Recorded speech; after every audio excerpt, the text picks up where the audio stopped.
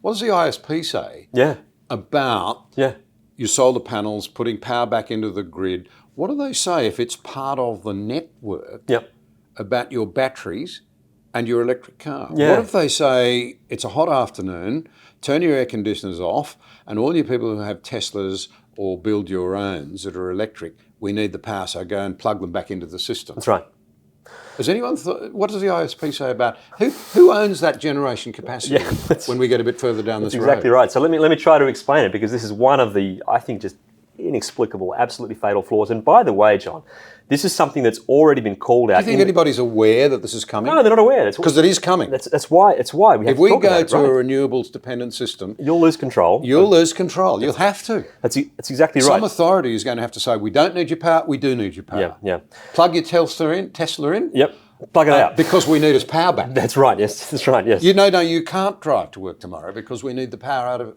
Is that too extreme? Is that what's coming? I don't think it's too extreme, because the modelling that we have at the moment, and this has been called out in the government's own review as being problematic, right, is it assumes that first consumers buy all this stuff, right, and that is not included as a cost. Not included as a cost. Not included as a cost in the integrated system plan, right? So consumers are going to buy a few $100 billion worth of kit, right, batteries and solar panels. And then the assumption is that I think over 90% of it is what they call coordinated.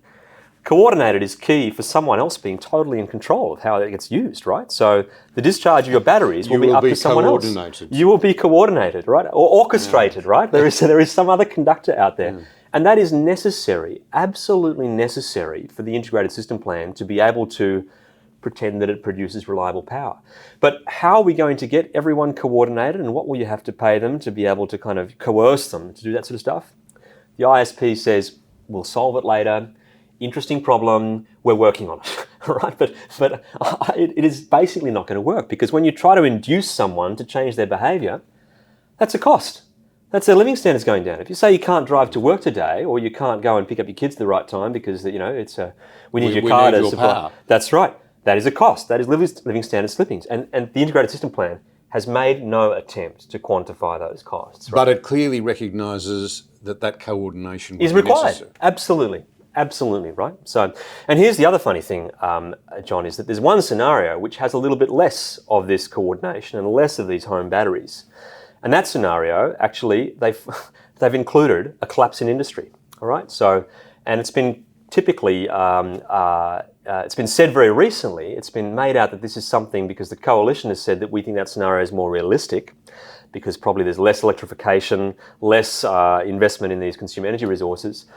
But we've actually discovered in the fine print that AEMO put in a collapse in industry, and I think it is there as another fudge factor, because without all these batteries, you can't run industry, right? So they have used consumer batteries as basically a salve to paper over the fact that we do not have reliable electricity. And they've assumed that industry will leave at that point to make that appear possible. So it's an absolute nonsense.